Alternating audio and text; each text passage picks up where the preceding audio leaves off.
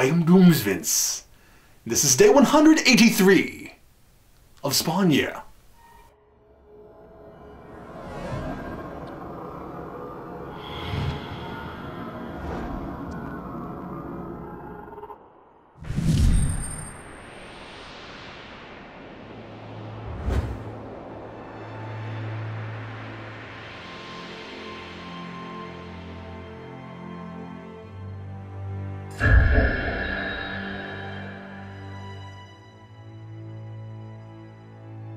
I've been in this demented world of Doomsvince's design for half a year now, and like Spawn, I am not the same man I was when I was ripped away from my life and my family.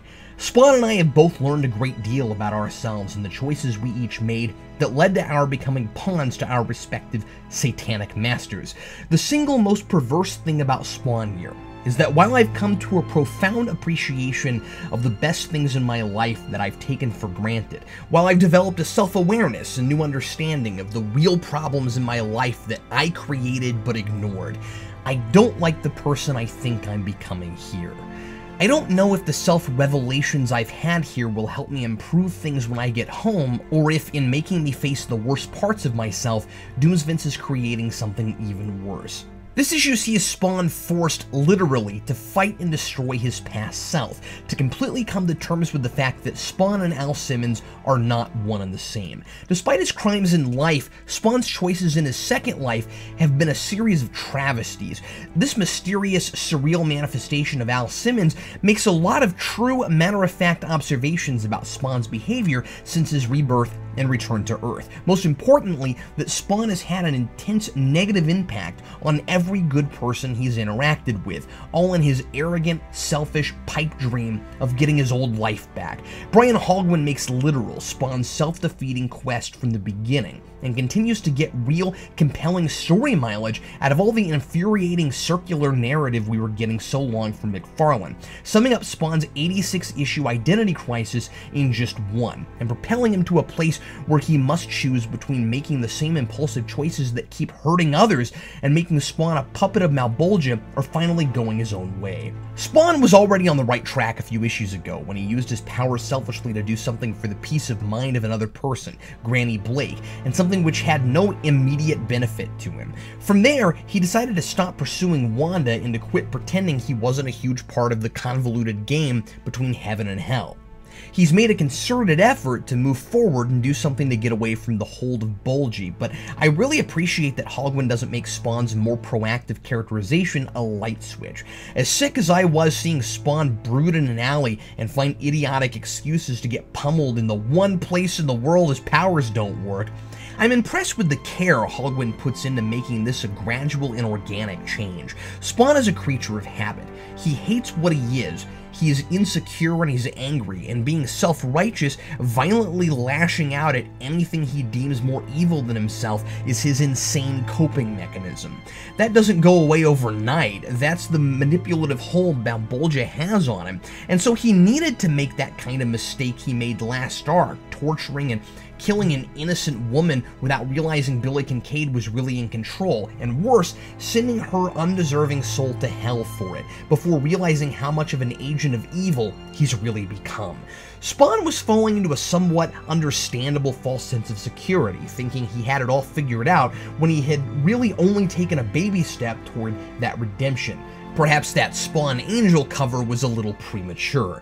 So something claiming to be the real Al Simmons helps him take the next step, burying the past and accepting fully what and who he is. He's no longer in denial about being a Hellspawn, but he still sees himself as Al Simmons. We've seen example after example that that's not wholly true.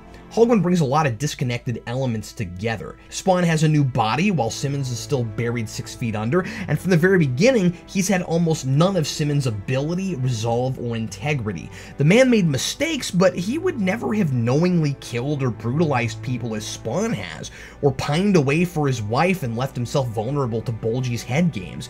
Al simply identifies the biggest difference between them, the reason Spawn can't keep operating as if he is still Simmons, no matter what he remembers from the man's life when he revises the line Spawn opens the issue with. Spawn laments all the destruction his decisions keep causing and says, "Everything dies except me." When Al meets him, he says, "Everything dies, even me." Spawn is a monstrosity, a perverted, vulgar parody of Simmons, made by hell with the memories of a man to torture him and making him susceptible to Bulgy's whims. He's desecrating the memory of a better man than he by accomplishing such vile deeds in his name. The big question is, does Spawn have Al Simmons' soul within him, or is that another of Malebolgia's lies? Or does that even matter? We know Spawn has the freedom of choice and the ability to choose right over wrong, or hell could just control him.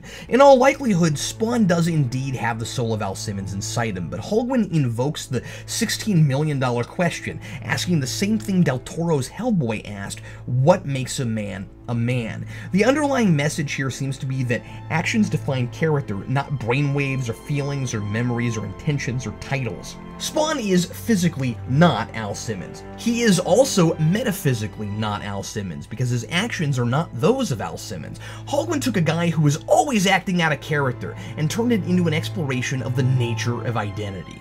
The man is genius. That's what Spawn keeps looking for, and it remains elusive because he won't let go of the past. The most fascinating part for me is that it's all a matter of choice. Sure, Spawn could never have had Simmons' old life, but not just because he's an undead walking corpse, but because that life wasn't there waiting for him anymore. He couldn't return to his wife, who moved on and has a new family, any more than I could go back to high school. He didn't do what Al Simmons would do, whatever it took to preserve his wife's happiness. Al Simmons would have never tried to get that life back.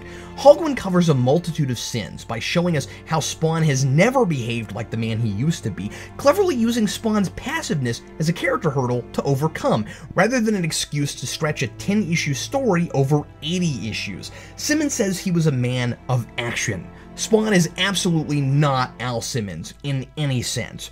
To get out of his pawn role, he has to stop aspiring to be that man he can't be and reinvent himself.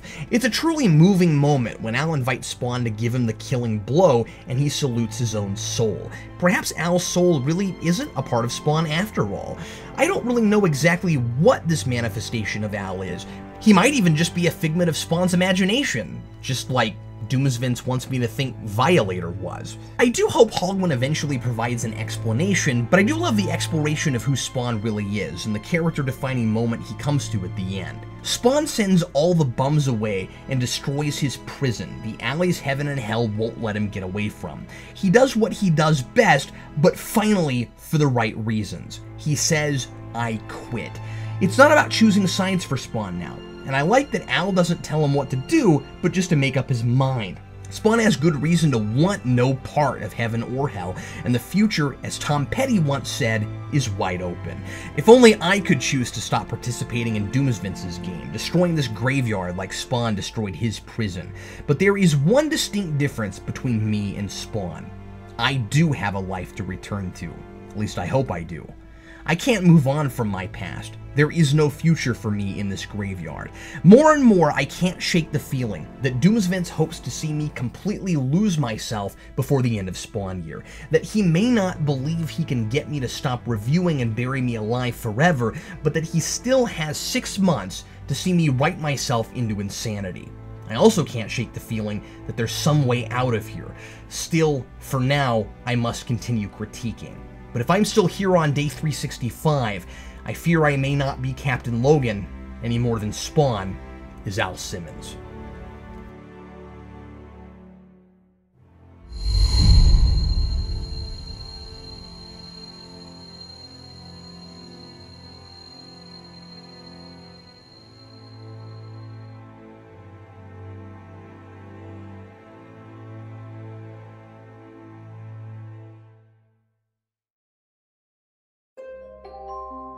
Captain Logan, you can leave anytime you'd like. You've had the answer for so long. It's not caffeine. It's not a button on the back of a tombstone. You have to do what Al Simmons did. It's time for you to